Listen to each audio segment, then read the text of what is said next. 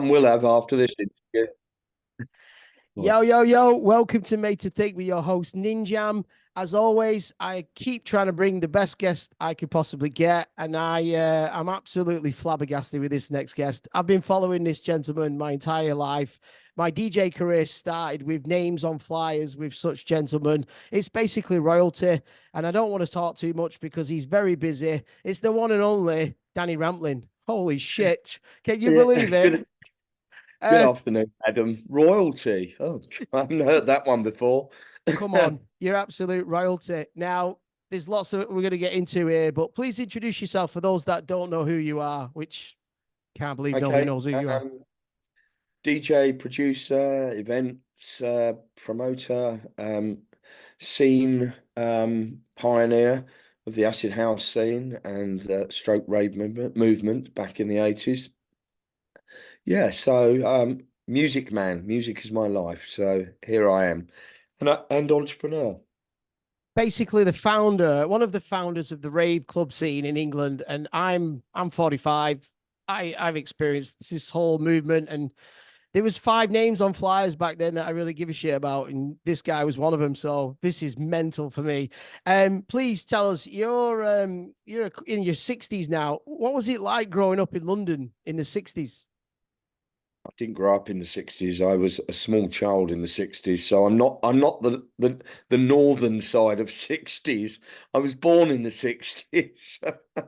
I grew up in the 1970s. What was London like? Yeah. Exciting, vibrant, fashion, music cultures, youth culture, hippies, disco,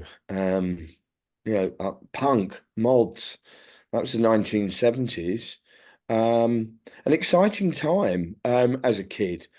Um, be, uh, Being around all of that creativity and London was a very different place back then to what it is now.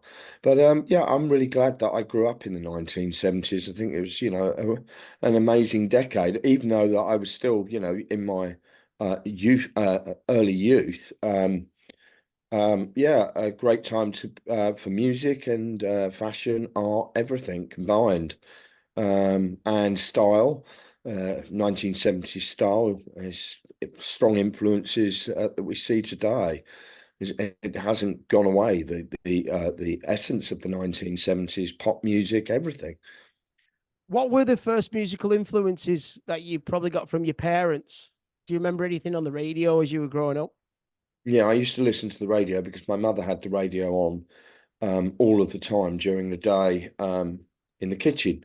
So I used to Yeah. spend quite a bit of time in the kitchen making her tea and make her breakfast, from a young age. It was very helpful around the house.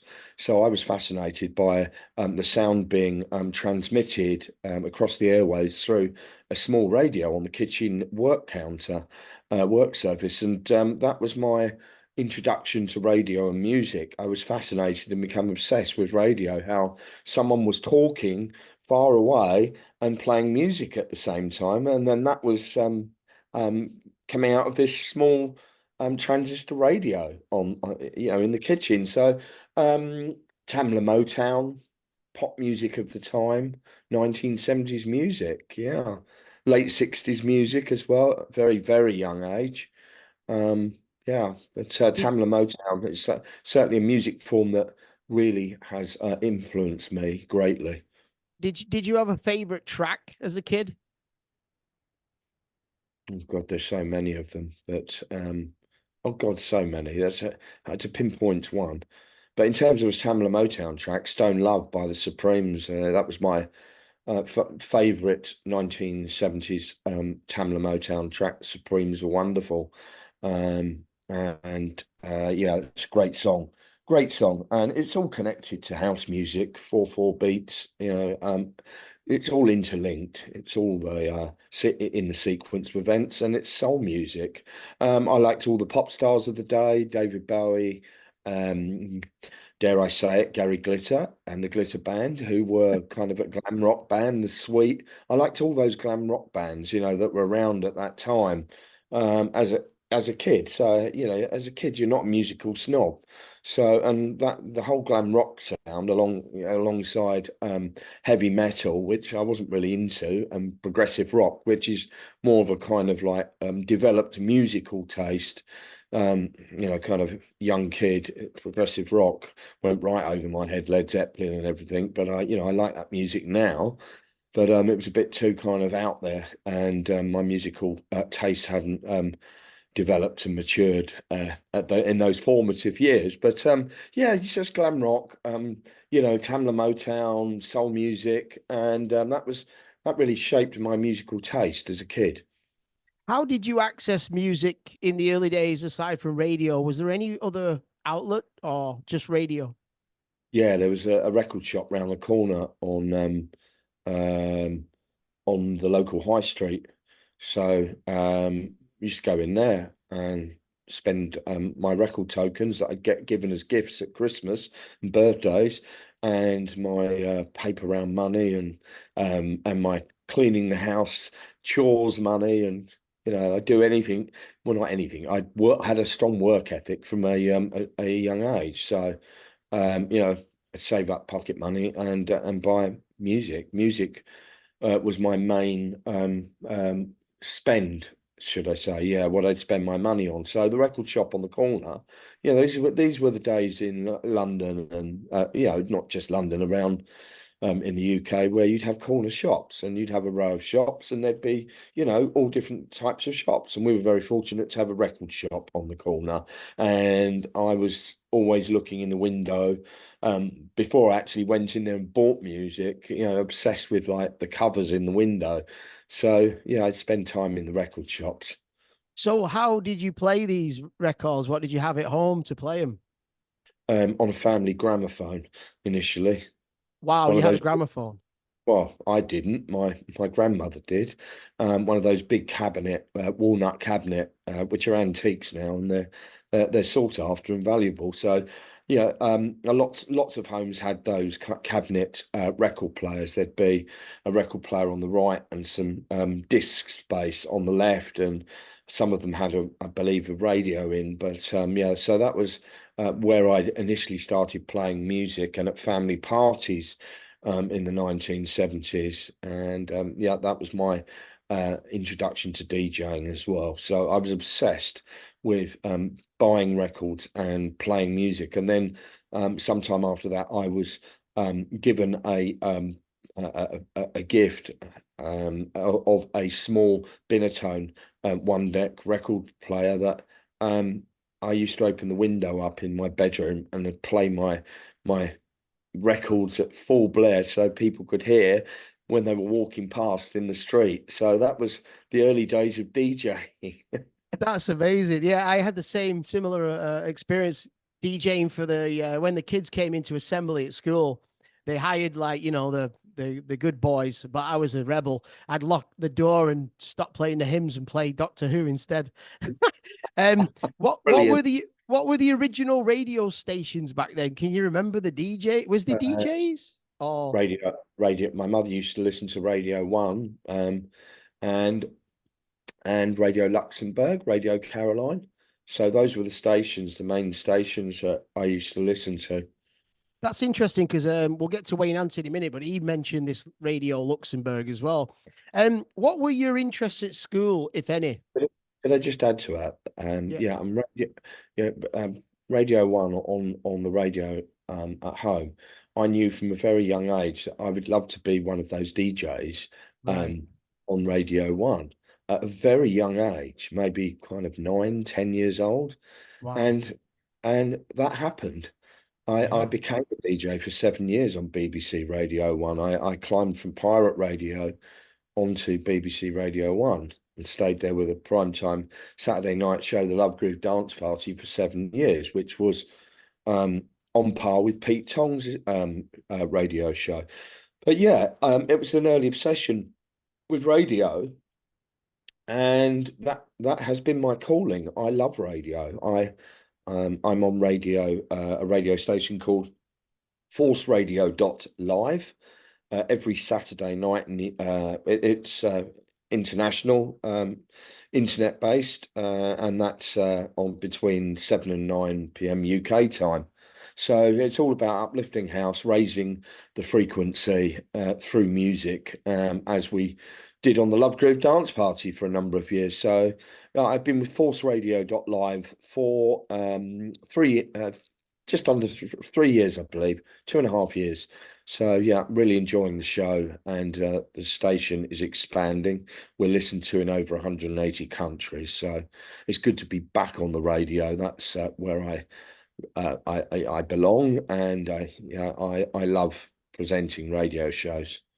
So this idea of you opening your window and playing music, Yeah. was there something going on at school? Were you not very sociable or something, or you had a voice that you couldn't express unless you had music? What was the deal with that? Why were you so adamant? Like, I got to be on the radio. I think it was a calling. We're all given a gift in life, and it's how Exactly. we utilize that gift. And that was my gift. And playing music is my gift to the world through my craft. But I Yes. recognize that at a very, very young age, and that is my dharma, my life path.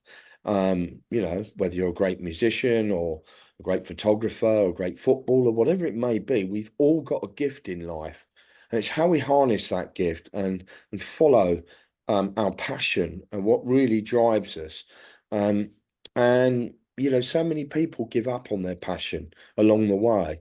Hmm. Um, Fortunately, I've had a lot of good things. Well, sorry. Fortunately, I have followed my passion, and it's led to a career that has taken me all over the world and continues to. So I'm very blessed and I'm very grateful. And I would suggest that, whatever you're passionate about, follow that passion and don't give up. Don't Yeah. give up. It's, life isn't easy, and you're always going to have obstacles in your path, whatever level or you're at within the given field of whatever that passion is. There's always going to be obstacles, even when you're at the top of that game. So Always. But you had that initial taste of what you yeah, call the law of attraction, and you followed it. Would you consider yeah, yourself to be a bit of a rebel back in your school days? I mean, did yeah. you start? Did you I did you didn't go like school. against the I didn't like. just the base? Yeah, I didn't like school. Yeah, I me neither. wasn't designed. I wasn't designed to fit into the school system and be indoctrinated with the propaganda that is Hundred taught in percent. school. It's indoctrination, in my opinion, in the state school system. There is some very good home schools and independent schools, and that are flourishing in recent years. And Steiner is schools are the benchmark and set that benchmark, but state school was not a very pleasant experience. And yeah, a rebel. Yeah, I guess I was a rebel. I liked art at school. I liked history. I liked English. Um, and the rest of it wasn't worth going there for. Struggled with maths at times, but I enjoyed maths. But yeah, it got a bit too complicated, and I lost my attention. My So attention goes where my energy flows, and if I'm into something, I'll pay attention. If I'm not into it, what's the point of wasting time? And it's like anything in life. If you're not into it, don't waste your time focusing energy on that. Focus your energy on what really drives you and what yeah. you're passionate about and what you excel at.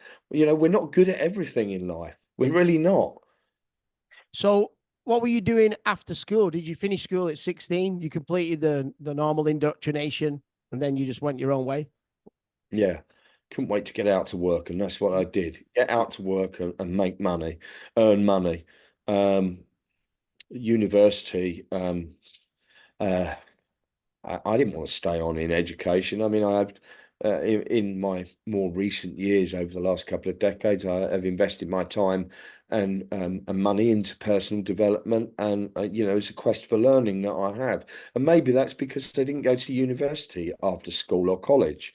100%. So yeah, so I think you're never too old to learn, and life is a constant process of learning. So yeah, I just left and I wanted to work in a record company, wrote to lots of record companies and record shops, and there was no way in.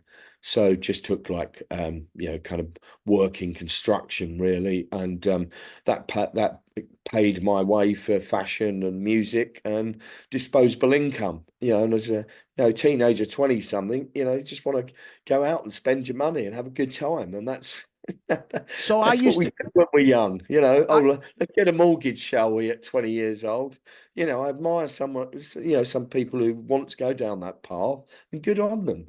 They build property empires, but I don't regret any of it. I no, I have had an incredible time in my formative years in leaving school and fashion and music and art and different scenes. So yeah, yeah. I 100% agree. My father also told me, like, people who go to university, they're just lazy bums. So I feel like I also didn't get indoctrinated and I became more of the creative soul. When was your first clubbing experience and who were the DJs? My first clubbing experience was at the Cat's Whiskers in Streatham, High Road. Got in there about, I think I was either 14 or 15. Managed to get in there. It was quite strict. It was over 18s on a Sunday. I think I was probably 15, 15, maybe 16. And the Crystal Palace Hotel, where this was like, kind of in the 70s, and disco music was the soundtrack. So, that was where the advent of American import shrink wrapped Right. 99 pence, which was a lot Nice. of money then, American imports, which I became obsessed and fascinated with. And that's where the 12-inch extended remix or edit came from. And that was Ah. great. It was, having a 12-inch shrink wrapped, the plastic on the cover from America was an amazing, thrilling addition to one's music collection, all of those 12-inch records. So you had a bunch of 7 inches for what the first Many, part? for Yeah, many it years, was all yeah. 7 inch. And Interesting. albums, yeah. Okay. Yeah. Now, how did you meet the likes of Paul Oakenfold and Nicky Holloway? I mean, how? Uh, in London before house music, because I was an aspiring DJ. I met Nicky in Ibiza in the early 80s.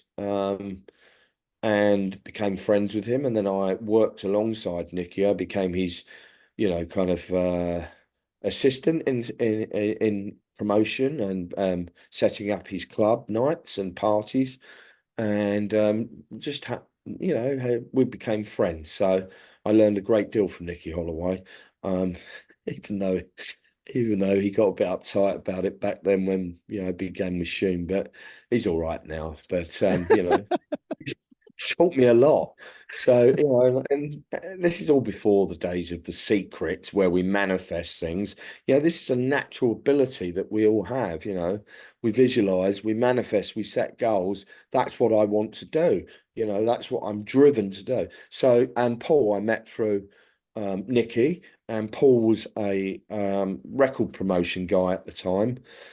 He worked at a record like a company promo company called Rush Release, I believe. He worked with Profile Records, and they brought the whole Def Jam tour into the UK, in Run DMC, Public Enemy. Who's the other ones? All those Def Jam artists. So Paul was involved with all that, and yeah, and he used to give me records. I got a slot on Kiss in the inception of its pirate days, through Nicky, because Nicky knew Gordon Mack, and he said, "Oh, my mate Danny, he really wants to be on the radio." Had no radio experience, and I got a slot on there late night because Gordon Mack, who I'm forever grateful for, he recognised my top three that I sent on to one of his shows when he was on another pirate station, and yeah, he gave me a slot late night, and that's where my radio career began. So just before that, the legendary four godfathers of dance music, you all went to Ibiza in 1987. You saw Amnesia, Alfredo, and the whole Balearic beat sound that you'd never really heard. And I'm guessing MDMA was a new thing. I'm not sure. What was that first encounter like when you went there in 1987 to Ibiza? Well, incredible. We had been in Ibiza before. Ah, It said stepping into Amnesia when it was an open air club. and very rustic and quite basic, in fact, with a cosmopolitan crowd of people, and the party additions. Yeah, a life-changing experience, and Wow. the music and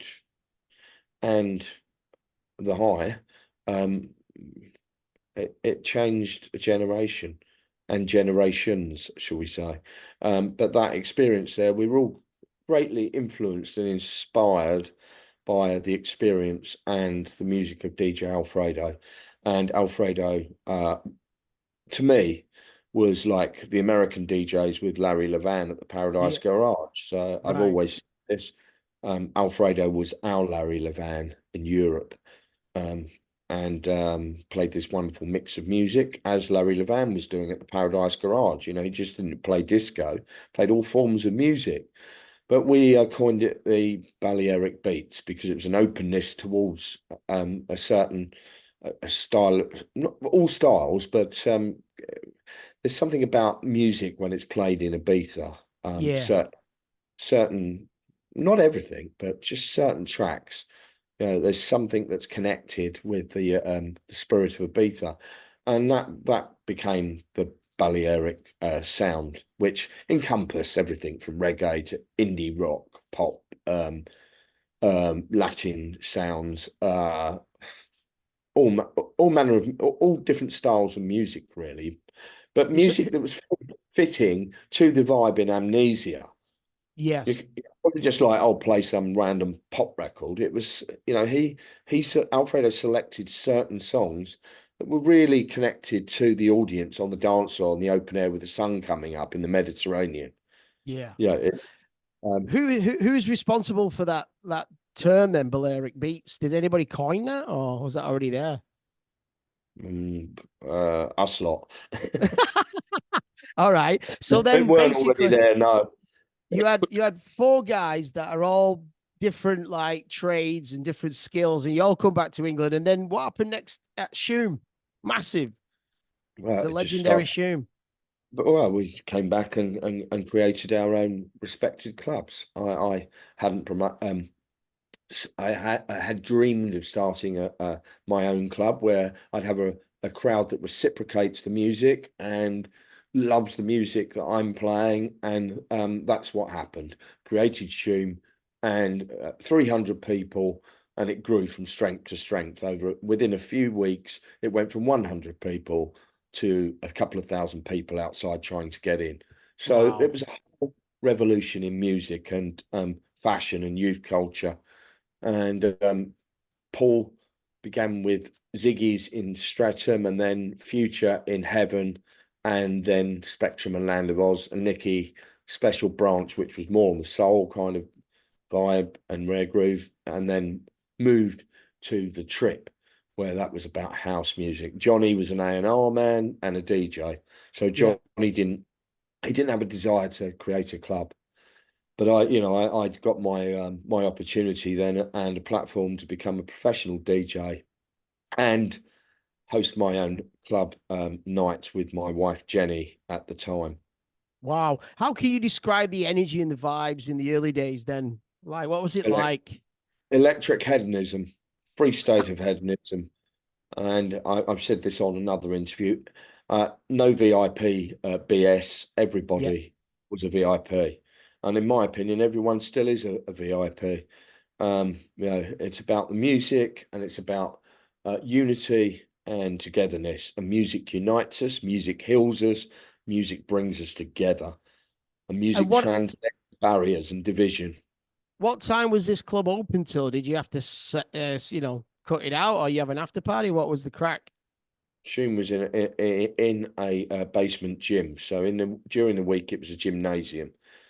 So we clear everything to one side, and then it became a like a warehouse basement party, strobe smoke.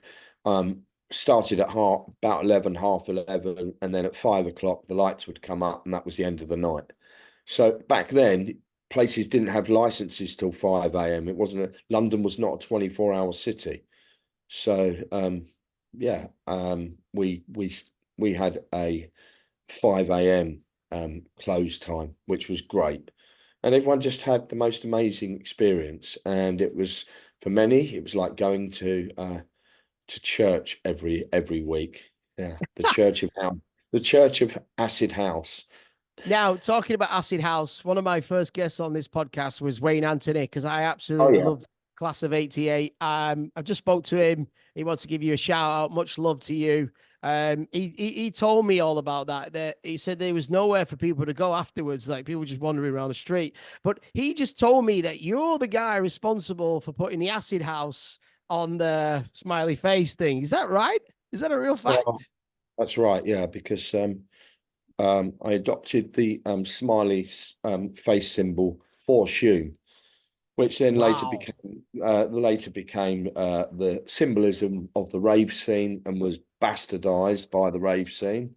You smileys with bullets, holes in their heads, and blood all over their faces, which didn't represent the joy. The smiley is a really kind of innocent symbol of joy and happiness, and that's what it represented, and that's why I adopted that as the logo for Shoom, the smiley. And That's look now, incredible. yeah, Where now does it? Where does emojis the? are smileys. We've got about Where? Yeah, 50 of them on the phone. that's But so all of this is true. born out of the acid house movement. But You know, who's the designer of that? The acid face, what's his name? Oh, the American guy. not Timothy Leary. No. What's his name again? Anyway, he designed it, and another company took it off of him. So the original designer was ripped off, basically. I'm trying to Wow. recall his name, but anyway, So yeah. for, So 1970s game, the smiley face, patches on denim jackets, yeah, badges. I was really drawn towards the smiley as a kid, because it just represents happiness and joy and fun. wow. That's what Shoom was about. Shoom and the whole Acid House scene was about joy, fun, kind of. And here's me thinking this whole time it was Forrest Gump. So then Could have then been. you hosted you hosted a pirate radio station called Kiss. Now please, there's a lot of listeners in Vietnam. They don't understand what pirate radio is. I mean, Right. we're doing podcasting now, which is similar to that in a way, but it's a lot more exposure. But what is a pirate radio station? What was Kiss? Right, a pirate radio station was a radio station that broadcast on the FM radio band. There were only a certain amount of radio licenses allocated to certain commercial stations. So in between those commercial stations on the radio band, there'd be free bandwidth, open bandwidth. So pirate radio was a group of pirates like ourselves, music lovers, that our music, black music and underground music, was not being played on mainstream radio. So there was a huge opening for pirate radio, and that's pirate radio.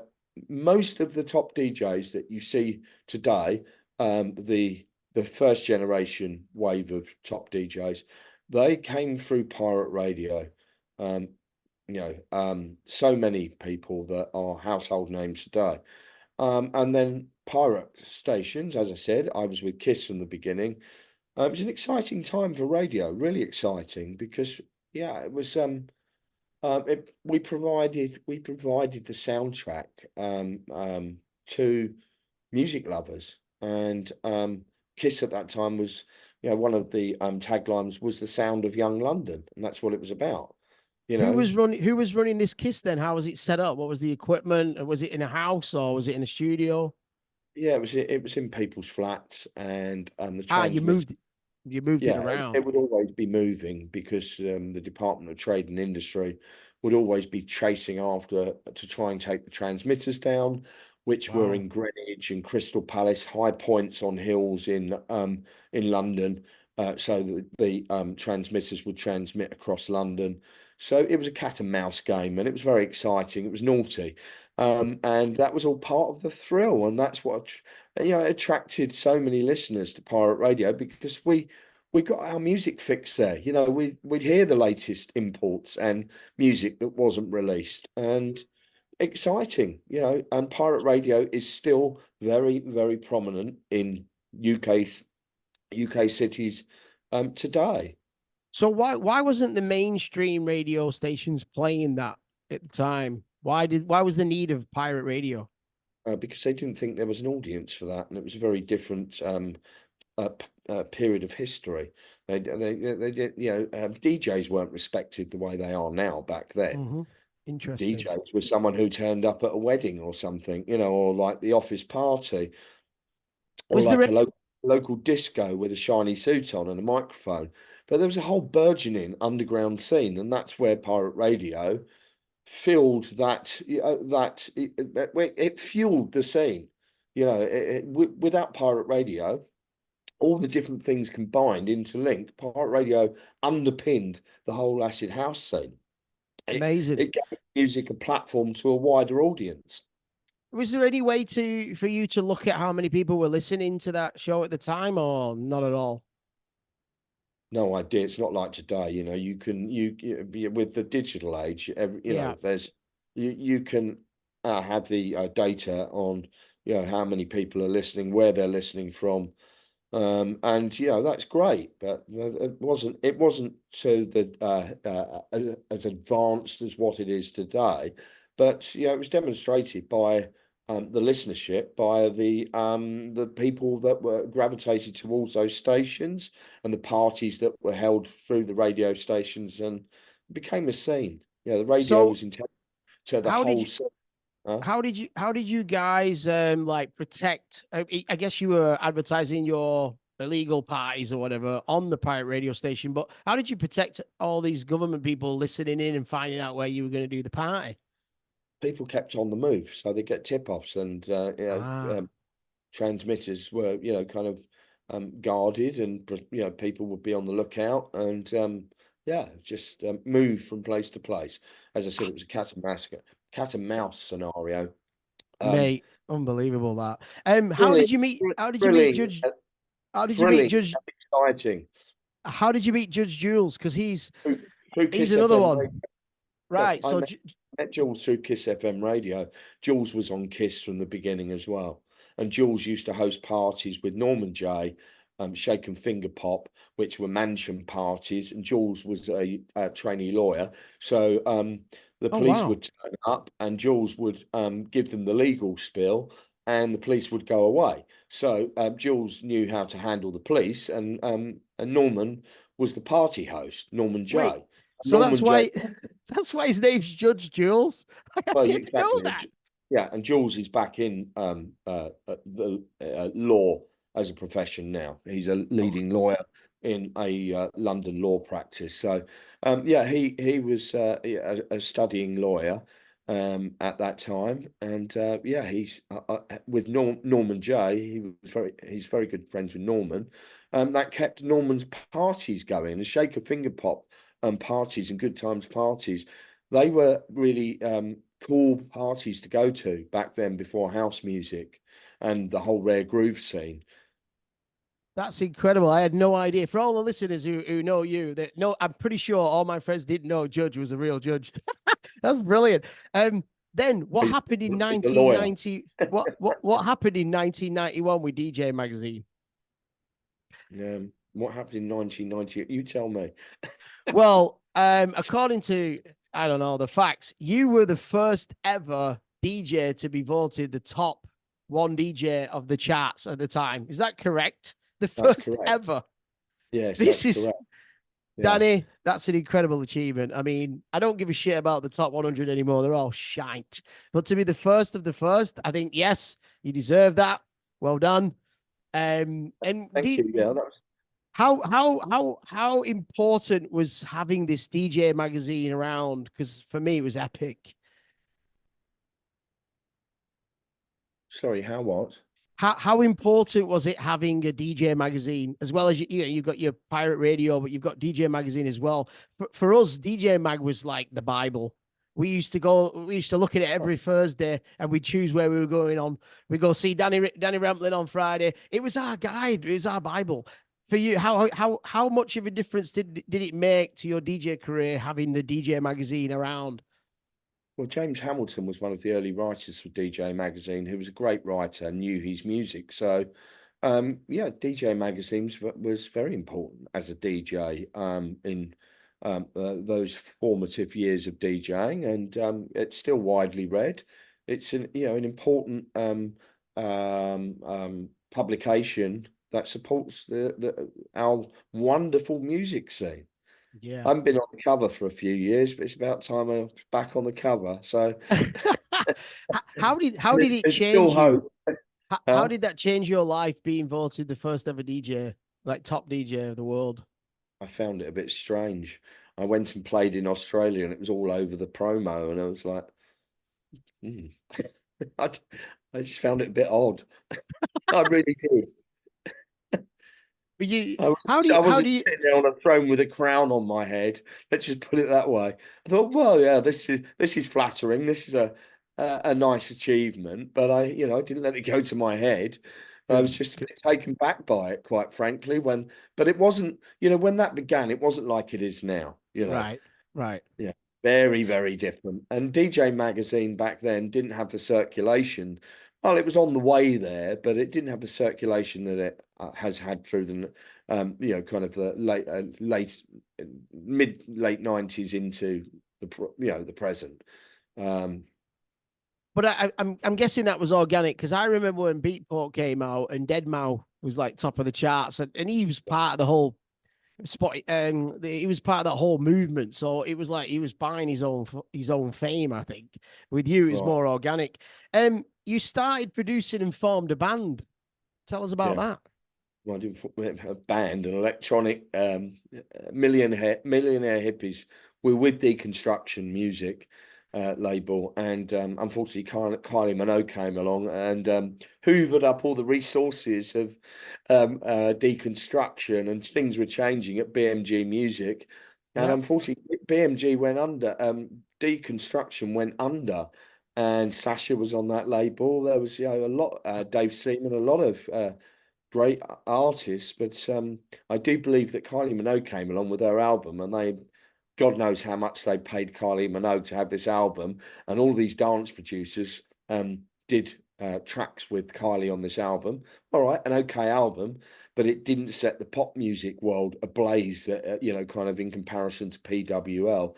And I do believe that may have been one of the reasons why the wonderful deconstruction music label went under, and yeah, we all went with it, unfortunately. And yeah, Interesting. nothing So it against nothing against Kylie Minogue, may I add. She's a great pop artist. Obviously, um she paid a shed load, oh, and that she's was the done. end of the label. There's been a couple of good house remixes that I played in the Oh yeah, past. yeah. In 1994, a certain radio show poached you, and this is where it gets a bit interesting now. So you poached from a pirate radio station, Kiss, and then you go work for who? No, I wasn't poached from Pirate Station. Kiss was a legal station then. Kiss became a commercial London radio station. And again, this was really on the cusp of the internet in '94. Right, So Kiss was mainly London home counties. It wasn't national like it is now and right. global. Yeah, Radio One was changing. So I was approached by Jeff Young and Pete Tong, and Wow. they did poach us from Kiss. They did, and I have to say, towards the end of my time at Radio One, I wasn't treated very fairly, and that's the BBC, right? Radio corporate structure. However, back then they poached, and that is the correct term actually. Myself, Tim Westwood, Judge Jules, Trevor Nelson, from Kiss Radio, Giles Peterson sometime Yep. later What a from Kiss, legend. which was quite upsetting to Gordon Mack. I believe it, because it's like having a football team and all your star players get poached by like another team, and then you've got like five or six like star players that have left this great club and gone to another club, and that's what happened. My wife manager at the time said, you've got to take this opportunity. It's climbing the radio tree ladder, you'll be broadcasting on a national station and have a wider audience and voice for the music. And yeah, and that's what happened. Interesting. How did your music style evolve then over the time period of going into BBC Radio? How did my musical style evolve? Evolve, yeah. Because I always remember you played quite a big range of different tracks, but how would you say it evolved on the radio compared to when you started out DJing? Did you become more commercial or stuck to your guns? No, I didn't become more commercial on Radio One, even though people had said, "Oh, that's it. He's sold out. He's on BBC Radio One." Yeah. Like quite ridiculous. I wasn't doing a breakfast show and getting paid 2 million quid a year. So how is that a sellout? Pushing dance music to a wider audience, which also benefited the artists, the record labels, the producers. It was a boom. It was a boom time in the 90s for music sales and the associated profession around music production, and all of our shows when they went national, it really helped underpin the compilation DJ market and the sales of music in that 90s period. It was a golden decade of music sales and clubbing. But the first track I played on Radio One was "I Get Lifted" by Barbara Tucker. Wow. I remember it clearly. Huge bloody radio studio. It's like, my gosh. So I've gone from this nice intimate station speaking to my friend, my listeners in London, or their listeners. It felt like a family, and then it was national. So it was this big studio with this archaic desk. There wasn't any kind of like, Kiss was more driven towards dance music. Radio One was pop music. So they hadn't quite caught up. And it took us some time to adapt the studios there. And through our input, we adapted the studios, which became more modernized and more suitable to electronic music. So yeah, that was the first track I played. Yeah. Was that Positiva? No, Uh, Strictly Rhythm in Strictly Rhythm. Yes. and then Um, positive I aside. I was friends with you. Remember Tim Lennox from Yeah, Manchester? Yeah, he yeah, was a good friend of DJ. mine. I used to go to him in Kiss in Leeds to just hang out. He was a big fan of his. Now, what was the highlight of your career at that time? Because you like me and my mates, we used to listen to you, Pete Tong, Judge Yeah. Jules. Every time we used to go to a club down the motorway, one of you guys would be on the fucking radio. Every single song you played became massive hit. Um, at that time there, you're pumping, man. What was the highlight of your career, would you say? Well, I think the highlight of my career around that time was joining Radio One. Yeah. Yeah, because yeah, that was a big step forward within radio, within my own career of radio. So joining the station that I'd listened to as a kid and then becoming a radio DJ on BBC Radio One was a massive achievement at that time, and yeah, I felt very honoured by that and excited. And it took me a while to settle into Radio One. But yeah, I'd gone from like broadcasting to London to the whole of the country, and then beyond that, all around the world. So yeah, that was a major achievement at that point in the mid 90s. So just going back to what you were saying when you were listening to radio when you was a kid, but you said BBC One was when you say Radio One was still Radio BBC One, yeah, Radio. yeah, It's the yeah, same. It was the same. yeah, same, yeah. Wow, that's incredible. So the law of attraction. Now, what was your favorite crowd and venue or country to DJ? Can't remember. Too many of them. Um, Now No, you no, you, no, you all played at the joking. Hold on, all played at the joking. ASEAN. You I'm played at the joking. go on, go Adam, on. I'm joking. Favorite places to play, always on home shore. Yeah, I love playing in the UK. Yeah, South America, Argentina. I played in Japan a few times. I love Japan. I haven't played there for many years. I'd love to go back and play in Japan again. yeah, Um, I first played in Asia in Thailand at a place on Hadrin in Koh Phangan. A guy called Johnny Lee, who is the charity director of the Last Night DJ Saved My Life right. charity.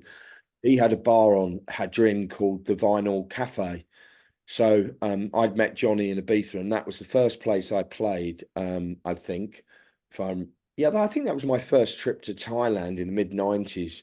I wanted to go there for years, and I played at the Vinyl Cafe, and it was amazing. So, but on the actual circuit, Holland, but particularly South America, Argentina, and Uruguay, and yeah, Hong Kong, Australia.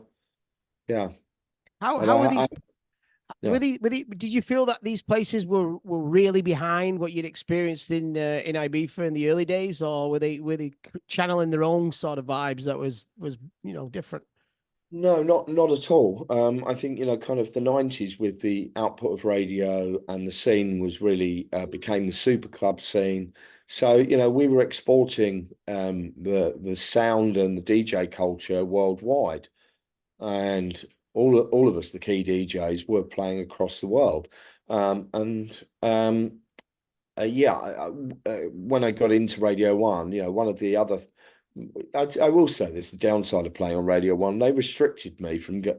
I didn't break America because of the restrictions through BBC Radio One and the contract that I held with the production company wouldn't allow me to pre-record shows, so therefore I couldn't go and play in the States as much as I wanted to. And at that time, there was a golden opportunity to tour the US regular. So yeah, that was quite restrictive in that aspect. But I've played the States a number of times, and yeah, I could continue to play there occasionally. But yeah, it's certainly again a territory that I will go back and play more dates in the US, and that's something that I am working on. And yeah, there's That's interesting because I played with Pete Tong at Blanchie's over here, and he was yeah. pre-recording. He could record his radio show from anywhere. So what you're saying there is that you couldn't do any recording unless you were in England for BBC. Yeah, not at that time, Oh but let's wow, that's let's fucked up. also consider this was before podcasting, and this was before like taking a podcast mic on the road, and Right. kind of Audacity programs, and being able to record a radio show. I take Ah, my mic with me. And sometimes when I don't have time to record that show at home, I will then, if I'm on the road, I'll record the show on the road. I see. I did my radio show from Ibiza, and I was sitting on the terrace in my hotel room, and that's the wonders of the technology we have now and the software and everything else.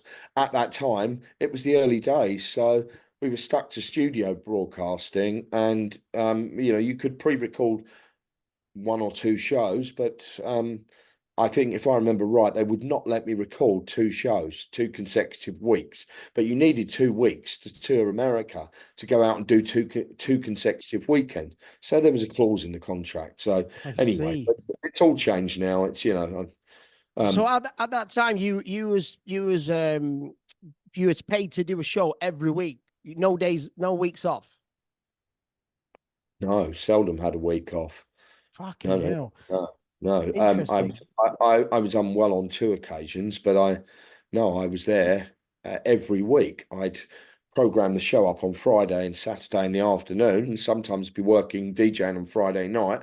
Come home early hours, be straight up into the music cellar, programming up the music bed to then go into the studio, mix that live, and talk over the top while I was mixing. So that's how I Wow. would produce the shows at Radio One. So it was all done live. It was I very, think very few pre-records. I think something I want to bring up here for the younger generation is that I used to work for Unique Records and Distribution. We used to send out promos to people. I think now with these new generation DJs, they have somebody listening to the tracks that they select for their show. Back in the day, you had to do that, right? And Yeah. that's time consuming. That's a whole week Well, selecting tunes.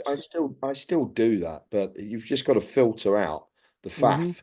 Yeah. There's, yeah, I'm Oh, grateful that I get sent promos, as much as I was when I was starting out as a DJ. Someone's taken time out to send you a promo, but I can't yeah. listen to all. So I can Yeah. filter out just by reading the first couple of words how something is described or a label name. There's some awful label names. It's like whatever makes you think that somebody is going to be attracted to that label.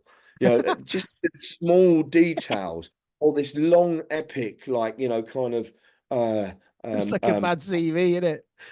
kind of about the track and the artist. It's like we're in a 30-second attention span culture. Yeah. You've got to be there immediate. First few bars, immediate. What the visual aspect of the cover, everything is visual and 30 seconds. So you've got to grab that attention immediately. It's So, but yeah, interesting you say that because you said it the early days you had all this interest in art and then you got an interest in covers, which you said I get that. It all comes together. Who's the most famous person you've ever met that you were starstruck? myself. Yeah. I'm acting cool right now, but I'm pretty starstruck, Danny. I'll be honest. Yeah, well done. That's a fucking great Um, answer. no, Um, I met David Bowie at what was that festival called? Phoenix Festival right. in Stratford upon Avon. He was playing after me. I played a techno hard house set. It was broadcast on Radio One, the whole tent, and I played before David Bowie and Tin Men. But I bet I just about said hello, and he said, "Oh, thanks for the music," and then he went on and played, and I'd finished. But my driver was out the back talking to David Bowie. I'd met George Michael. Um, I've met um, David Bowie a as lot well of at the Playboy Mansion, and he stole my line of coke, gave me his shit coke. Fucking, he owes me one, man. I'll tell you that now. that's proper rock and roll. But I'm telling you we're, now. I don't put people on pedestals. Well, I'm egalitarian. It's like, I can get on with anyone. And the thing is, it's like we're all famous. We're all famous. We're here, we're alive, we're healthy, and we're abundant. We're all famous. You're a fucking legend. In your opinion, except for you, is the most influential soul in Clubland? Who? Influential soul. Yeah. Who's the What do you one that you would mean give the by that? most praise to in the arc of Clubland as Frankie, we know it? Frankie Knuckles and Larry Levan. Wow. Okay. Both, Nice. both in the world of spirits now. But yeah, yeah, good That's soul. good. I think Pete Tong needs a bust as well. He's done great. I met him over here, Pete, and he also played at Blanche's after you, and he was like, not drinking, doing runs and all that. Super down to earth kind of guy, man. Really nice. Do you have a favorite track now of all time? This is a tough question.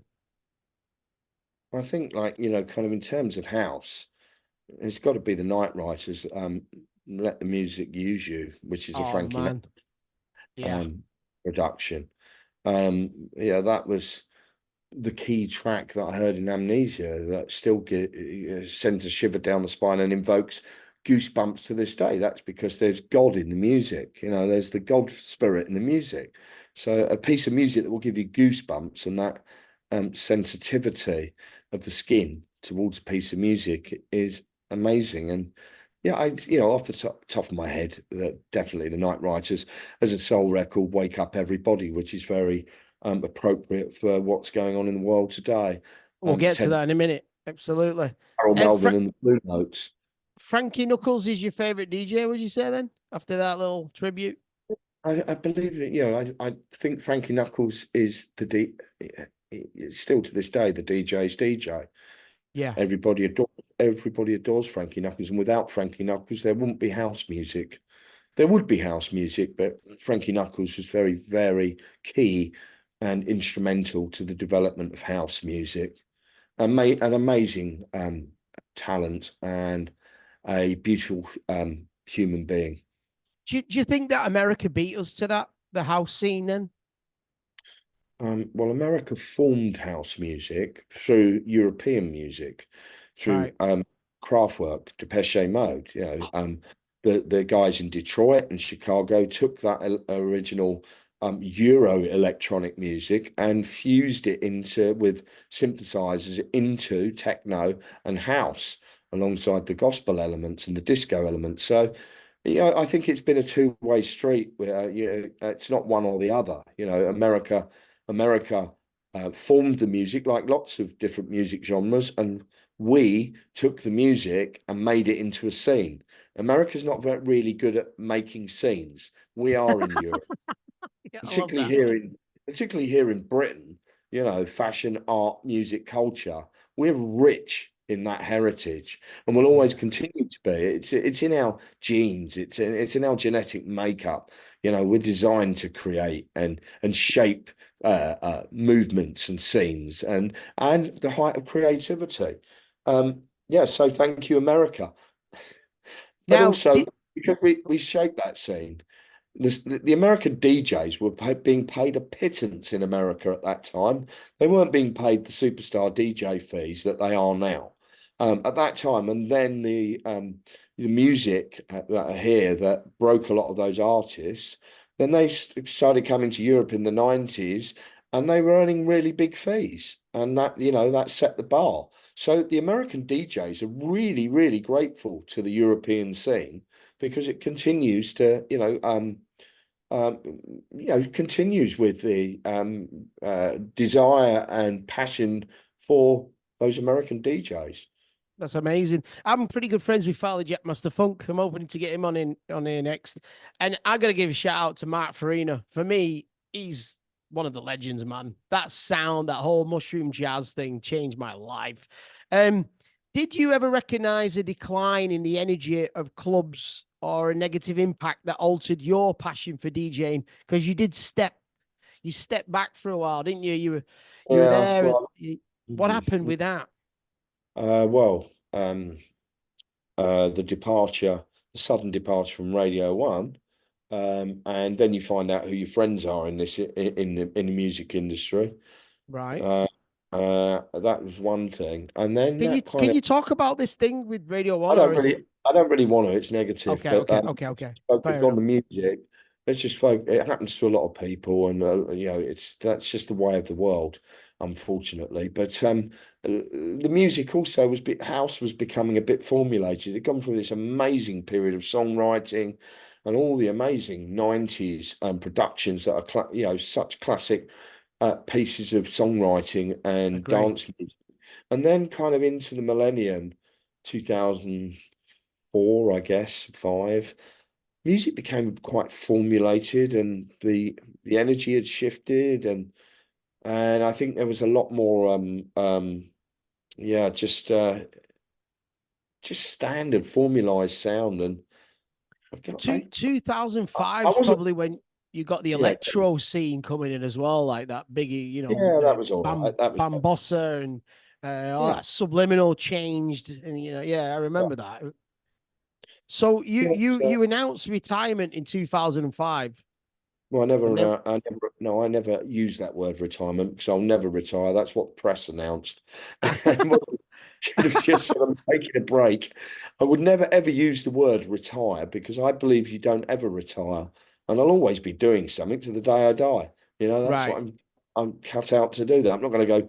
Oh, that's it. Like I'm over the hill now. I'm going to go down the allotment or something, or put my slippers on and just drink tea all day or something. No, I'll always be creating something and always be active. And I think an active life adds to a long life, and that's what I wish for. So yeah, I took I stepped down from music and I wanted to focus on some other things, and that's what I did. And I had stepped away for a couple of years, went out with a bit of a fanfare, and on reflection, it could have been managed a lot differently. I should have just not like kind of like, shouted it from the rooftops and just like disappeared for a couple of years. So it's taken me many, many years to get myself back up kind of to a level. But Um, you do remember you was the kid opening the window playing the vinyl outside for everybody else, right? Now, uh, I've experienced that as a DJ. I've experienced the same thing. I was top of the guy, top guy at Venus in Manchester. Something happened, and I couldn't show my face in Manchester. And that one of the reasons I left England. I was fucking ashamed, and I actually contacted all the DJs and all the people that I thought were against me. And turns out they don't remember.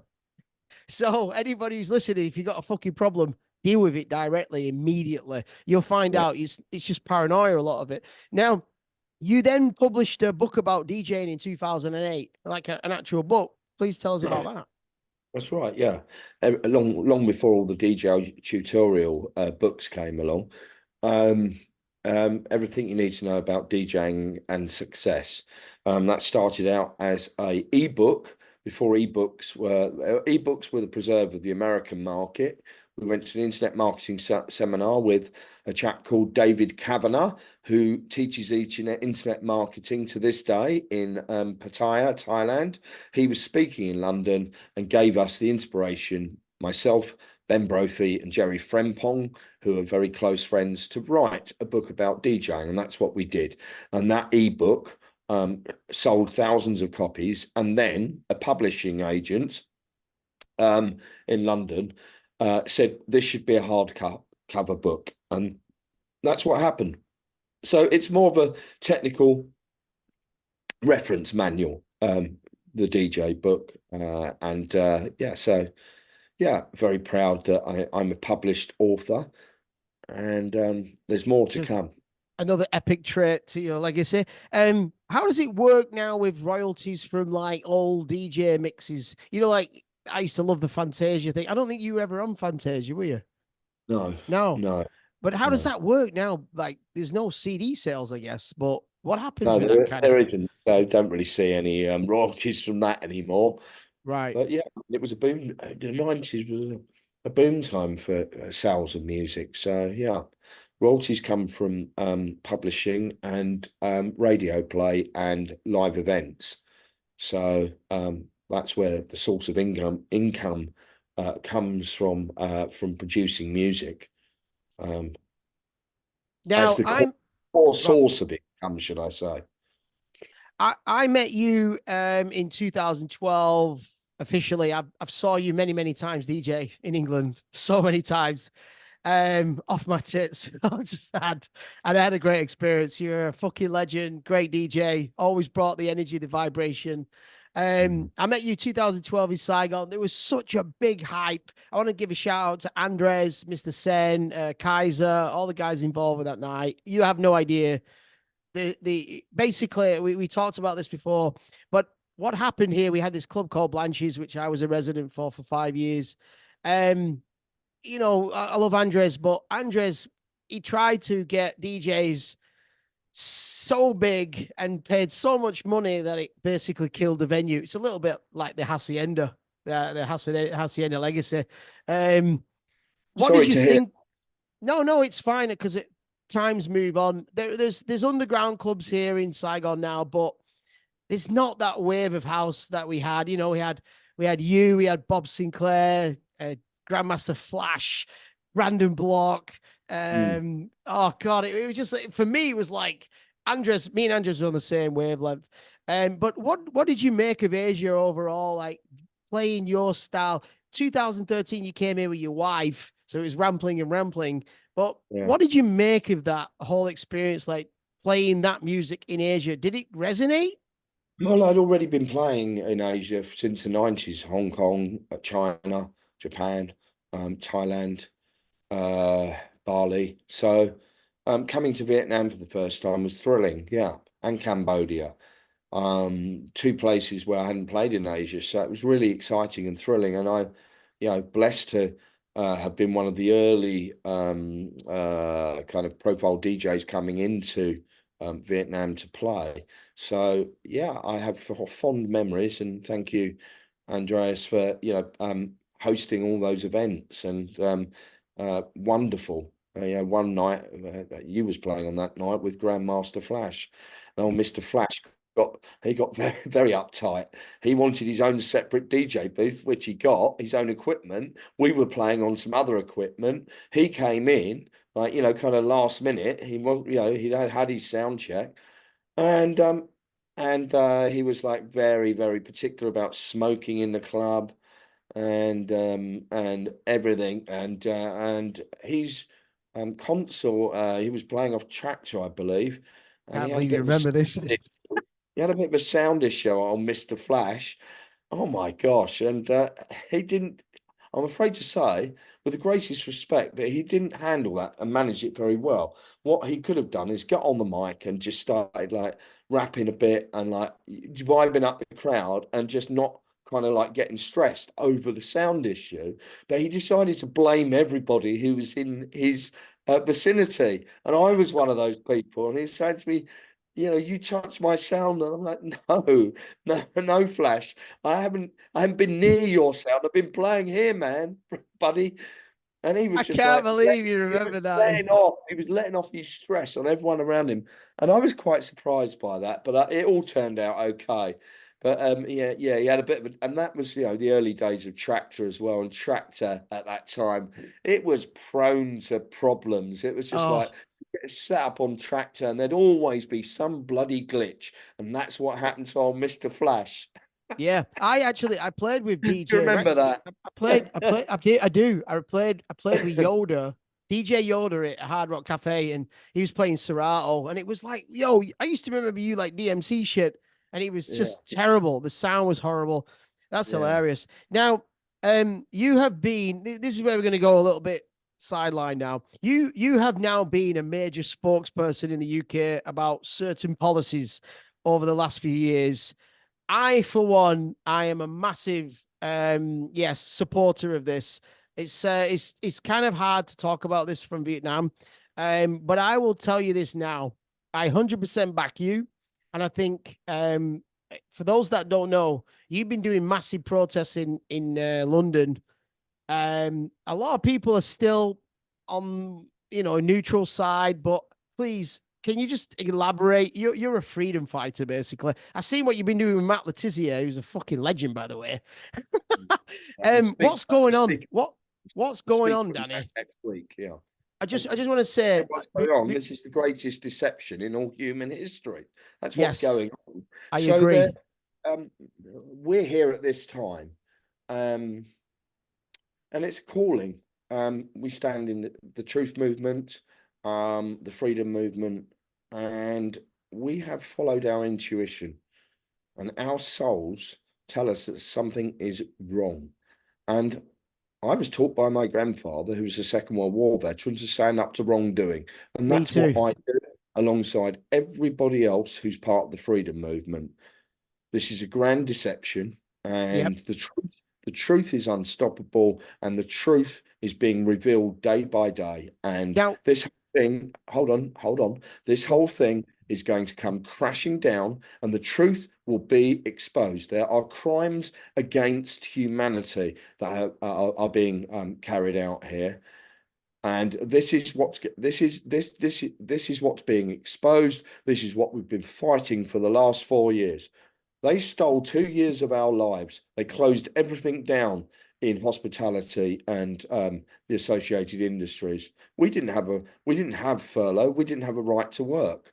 So, um, under this guise of the circumstances of the time, so 2 years of income lost and our time and lockdowns. Not that we complied to that nonsense anyway. We just went about our daily lives to the best that we could. But it's a con. It's a grand deception. I'm And 100% with you on this, but I want to know, how have you figured this out? How? Because I figured it out as well, yeah, right? But how did you figure it out? What was the thing that was like, right, enough's enough, I'm done. intuitively, Yes. intuitively, and seeing through lies. Um, I'd had a situation with some fraudulent dealings with a bank on a commercial loan, which culminated in 2017 with a very unpleasant and difficult outcome. So I was aware of the corruption in the world of finance and politics and everything else, and I think just after 2 weeks to flatten the curve, and then it went on. It was like something's not right here. Initially, went along with it. Just thought, right, well, it's 2 weeks, so we'll just, we'll comply with this. It's, and then as time moved on, it became more apparent that, this isn't right. This is a deception, and this really is a war upon humanity. I agree. And I wish I We, could be there. I wish I could be there to support you, to be honest. it doesn't Um, matter. It doesn't matter where you are. This is international. This is all around the world. yes. This is a war driven by the cabal and has gone on. This has gone on for centuries, Yep. and this whole system, this win-lose system, and this scarcity mindset, and the corporate wealth transference and globalism. This is a globalist agenda that is fueled by the Club of Rome, the bloodline Yep. families. You know it. Uh, this is this is this is about the enslavement of humanity. That may sound far-fetched to some people, and all this talk about conspiracy theories, as they're termed in some sections of the press and society, every conspiracy theory that has been had fingers pointed at a particular issue, it's all come true. So there are no conspiracy theories. It's the truth and nothing Yes. but the truth. And My this is my more apparent by the day. my philosophy is the biggest conspiracy is why you still think it's a conspiracy. That's my own. Now you know about the Rothschilds, right? I want to give you a little something I've just learned. The Rothschilds, there was an ancient land before Egypt called the Kemet, and the builder of Kemet was Ammon. His name was Ammon Ra, and Ammon Ra was the original mason of the pyramids and stuff like that. And Ammon Ra was taken out by the dark side. They call them the elite now, the elite bloodline. And before he was taken out, this is why that's why everybody says Amen, right? Amen, Ammon Ra. He was the Mm. sun disk, and Yeah. Ra is the red disk, the red shield. So Ammon Ra, which you see depicted on the top of Egyptian hieroglyphics, he before he gave up his empire, his kingdom, he tried to protect it with a shield, and his name became Ra Kam. And over time, Ra Kam became the Ra child, the Ra shield, the Rothschild. Those guys have Interesting been story. those guys have been going since the beginning of time, and this is Mm, the 13 lines of the 13 lines of the bloodline of the Illuminati still mm. running the world. The most important thing that everybody needs to get onto now is this 2030 or 2021 agenda, Agenda the 30. Agenda agenda 30. 13, which is Yeah. now agenda 2030. It's where they It's going to basically fail. It's going to fail. We're good, not we're not going to accept a central bank digital currency where there's no more cash. Cash epic. writes freedom. Remember that. This convenience culture of paying with watches, phones, rings, whatever it may be. This convenience culture is walking us into enslavement. Yeah, Um, so if electronic systems go down, how are people going to pay for things? yeah, I know. Essential digital currency is about control. Digital identity is they're all interlinked, and the social credit system, which is part of this also. So without the digital identity, these other associated linked plans fail. They don't work. So we've got to oppose digital identity. People think, well, it's okay, and we've got to move with the times. No, biometric databases and facial recognition. These are really, it's really sinister and dark. And this isn't about catching criminals. This is about control. It's an agenda of control, all of it. Agenda 30 is their vision for this totalitarian world. Yeah, We don't share that vision, and we are the pathfinders towards the new world of abundance, where there is abundance for all and not just the few. They've held this for centuries, and this is coming to a head, and Agenda 30 is going to collapse, and the globalist agenda will fail. And anybody who is supporting the globalist agenda and is complicit in the globalist agenda, they will face justice. that's amazing. You've been doing these massive protests in London, right? I've been Thousands part of of. I haven't been organising them, No, and I like to call them demonstrations. We're not asking demonstration. for people's permission. Protesting is asking for permission.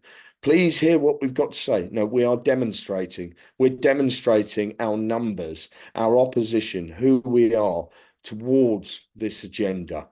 Yeah. I got to give you massive respect because as I just laid out in this podcast, the legend, the legacy that you have to put all of that on the line for this, which you have done, and you're still smiling and you're still eradicating this good energy. That's perfect, mate. I think you're a Raise the fucking vibration. you're gonna Love, laze the fear. now. Do not get sucked into the fear matrix. This is an agenda driven by fear. It's Yeah, no different to the school bully. I'm going to do this to you. I'm going to do that. These people are psychopaths, narcissists, yes, I agree. sociopaths. They do not hold the power. We hold the power, the people, individual power in each and every human being. We hold much power. And this is the shift in consciousness where we are in. We are recognizing our own individual and collective power.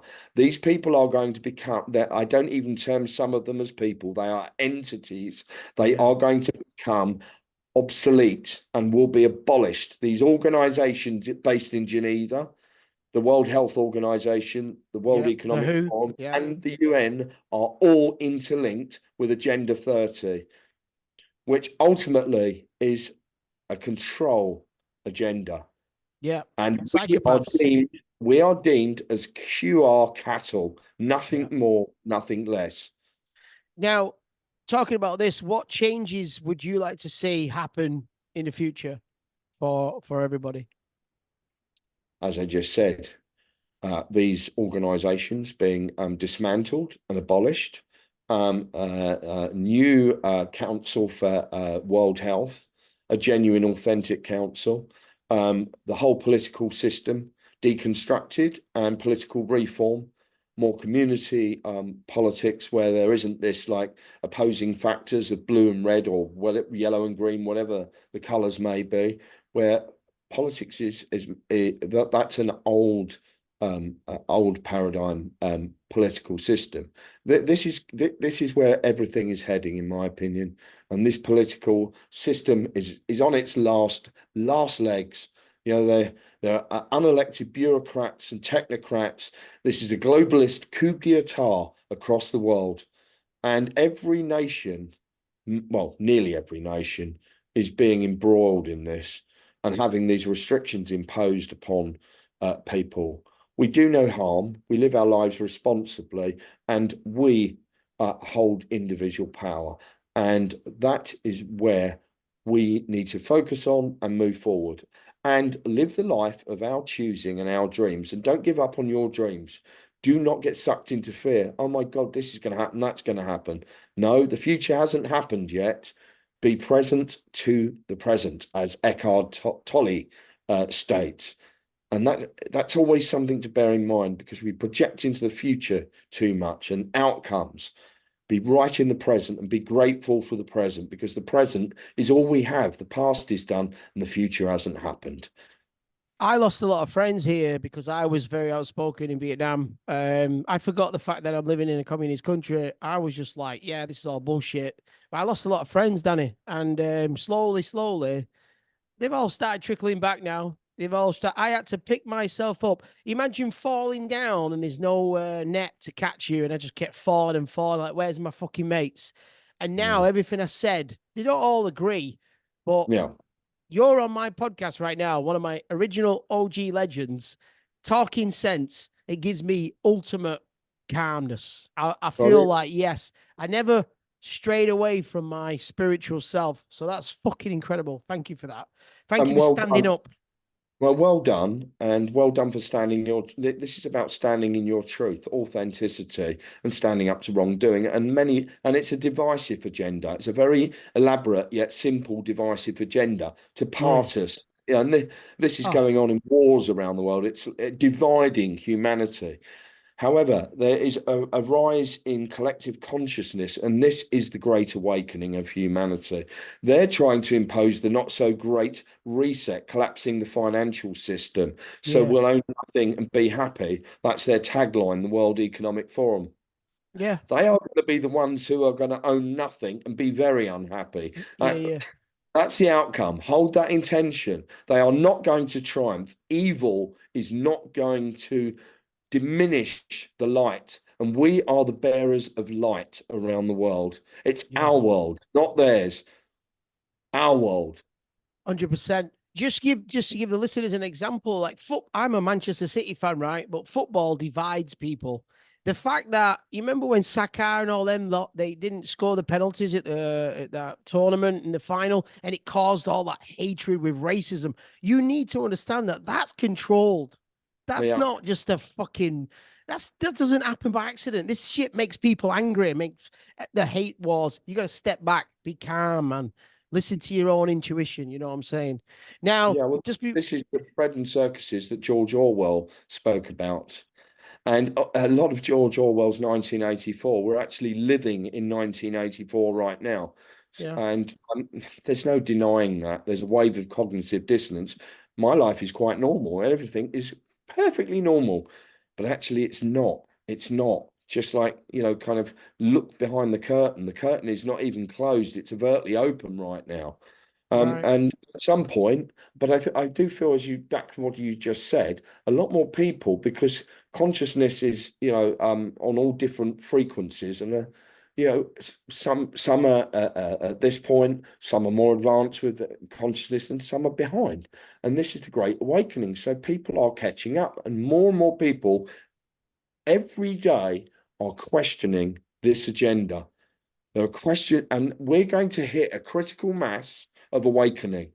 Mm-hmm. And it's very exciting. We are at the threshold of the Aquarian age. This is where we are at. And this is a The time age of of Aquarius. great revolution and change. Now, And people like Matt Letizia, they were silenced. How have you felt? What's happened to you talking about this stuff? Have you been silenced? Have you been shadow banned on Facebook? What's happened to gosh, yeah. you with this? Yeah. Yeah, I'm permanently banned from Twitter. I wouldn't go back there if you paid me. It's a toxic cesspit. I wouldn't go back there. Shadow banned on Instagram for 2 years. Facebook, I stepped away from. I don't really use that. I'm more based on Instagram. People get a warning if they want to follow my account. This account has repeatedly violated community standards, Yeah, which is actually I saw the picture.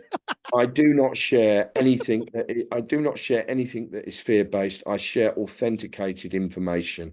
I fucking I, respect that, I brother. do not share conspiracy theories, and I do not share anything that I is going respect to that. harm people or put them in fear.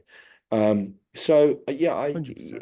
independent media, my source, all of our sources come from independent media, and thank heavens for the internet. This is one of the good things about the internet, is the flow of information and the speed of information and the truth is rising. So it's our duty to stand up and stand in our truth and speak the truth. It's a duty, and it's a duty to my son and the future generations of this world. And I Mm. don't want my son living in a totalitarian world, and him and his children saying, "What did you do to stop Yeah. this?" Yeah, it's a calling. It's a calling, and there are warriors across. There's millions of us across the world. Millions. In fact, there's probably a billion of us now at this point that I'm are on this. awake and aware. I'm on the same page, 100%. Just want to give a shout out to your son, the new junior Rambling. I saw him DJing recently. The next prodigy. Yes, I DJ'd with my son in January in London. Yeah, It was his second DJ set. He was doing a back to back with Danny Newman, yeah, son, who Danny Newman is he was the owner's son from Turn Mills in London. fucking He's hell. the leading promoter. So they were doing a back to back.